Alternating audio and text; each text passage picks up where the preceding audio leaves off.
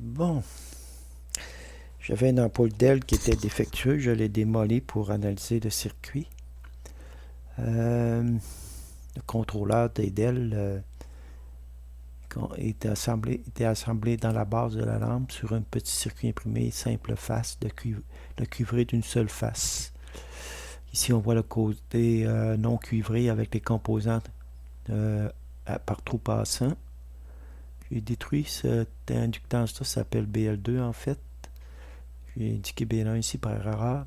C'était une inductance montée sur une ferrite en forme de M, si on veut, ou de H, je ne sais pas trop comment l'appeler. C'est la plus grosse inductance. Ici, c'est une inductance aussi, mais là, c'est L1, la plus petite des inductances. Ici, c'est... pardon, ça c'est une résistance. Ça, ici, c'est la première inductance L1. Ça, c'est C1, C2, C3, ça, c'est un varistor. Ça, c'est RF1, RF2, RF1, je pense.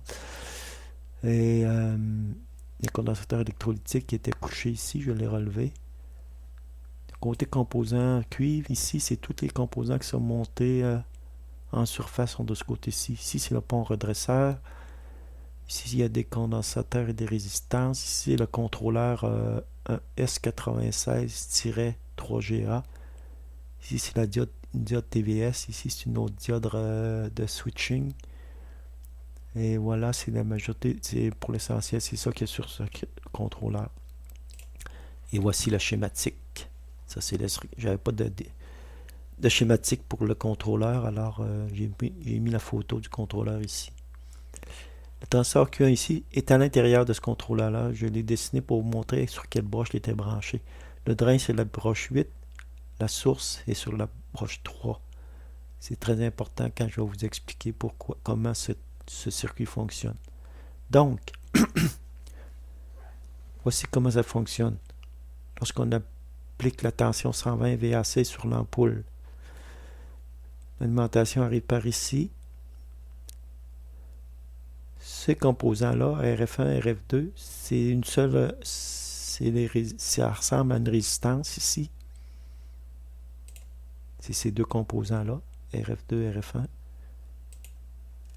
Même si ici, ça a l'air de deux composants, je les ai dessinés dans une petite boîte pour indiquer qu'il s'agit bien d'un seul composant. C'est une résistance bobinée sur une ferrite. L'idée est de produire à la fois une résistance et une inductance. La résistance mesurée de 15 ohms, tandis que l'inductance mesurée de 8 microhenry. Le rôle de ces deux composants est de filtrer les radiofréquences pour les empêcher de passer dans le circuit et d'affecter le contrôleur. RV1, c'est ce qu'on appelle un varistor. C'est pour protéger le circuit contre les transitoires, les surtensions transitoires. Ça court-circuite les surtensions transitoires. Ici, c'est le pont redresseur. Ça redresse le AC en DC. Et à la sortie d'un pont redresseur, ce qu'on obtient, c'est ceci. Lorsqu'il n'y a pas de filtration. Avec 120 volts, ça donne une tension de crête de 170 volts. Le rôle, justement, de tous ces composants-là, ici, C1, C2, R2, C3, L3 ici. En fait, ça, c'est L1. Je ne sais pas pourquoi j'ai indiqué L3. C'est la première inductance. C'est une petite inductance qui est ici.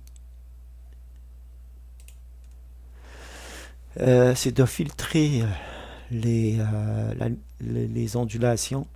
En fait, ça abolit les creux et ça fait monter la tension. Il va peut-être rester des petits creux ici, mais essentiellement, ça va monter la tension en une tension continue de près de 170 volts. Donc, au point A ici, on a une tension d'environ 170 volts. Qu'est-ce qui se passe lorsque cette tension-là monte à 170 volts? Ici, les diodes DL ne peuvent pas conduire parce qu'elles sont en inverse. La diode DS2 peut conduire, comme ceci, et charger C6. L'inductance aussi peut conduire. Donc, C6 va charger rapidement à environ 170 volts, un peu moins, à cause de la présence des autres composants, des diodes ici. Et le circuit ici va se mettre à fonctionner. Il est alimenté ici à travers ces résistances de 120, résistances de 62K en série qui vont sur la broche numéro 6. Le V- va sur la broche numéro 4. Donc 6 et 4, c'est l'alimentation du circuit intégré. Et on a un filtrage ici avec un condensateur de microfarad pour l'alimentation. Et voilà.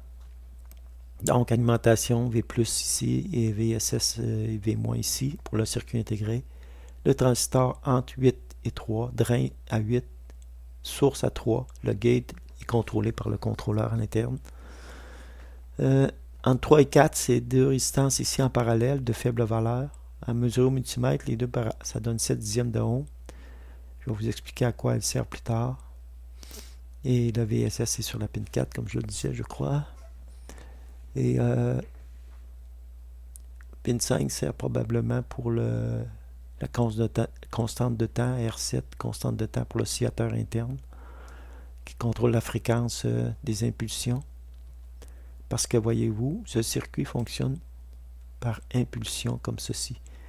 Pour augmenter le voltage aux bornes de la chaîne de Dell, on augmente le contrôleur augmente la largeur des impulsions. Pour diminuer le voltage, il diminue la largeur des impulsions. Ces impulsions-là sont les impulsions qui sont envoyées. Ces impulsions-là sont les impulsions qui sont envoyées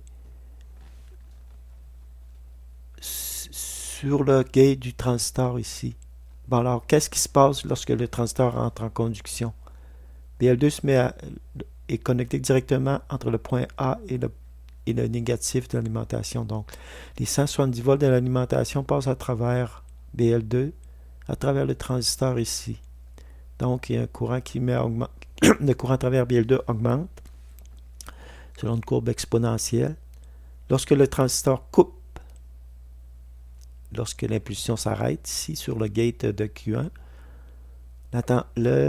la tension borne de BL2 va s'inverser brutalement et augmenter très rapidement à cause de l'effondrement du champ magnétique, car l'énergie qui passe à travers une inductance s'accumule dans un champ magnétique. Donc, au lieu que A soit positif par rapport à B, ça va être l'inverse. B va devenir positif par rapport à A. Donc, puisque B devient positif par rapport à A, le courant va circuler comme ceci. Là, les DL vont pouvoir conduire. Et C5 va se charger. La diode ici DS2, qui est une diode TVS, une diode un peu spéciale qui cherche à protéger contre les surtensions lorsqu'elle est polarisée en inverse. Il y a un seuil de surtension pour cette diode-là. Dans ce cas-ci, ça doit être il faut que ce soit plus haut que le voltage de fonctionnement de la chaîne de Dell. La chaîne de Dell fonctionne environ à 40 volts. C'est 12 fois 3.2. C'est environ 40 volts.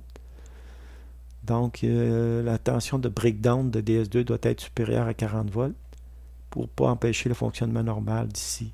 C5 doit se charger à 40 volts.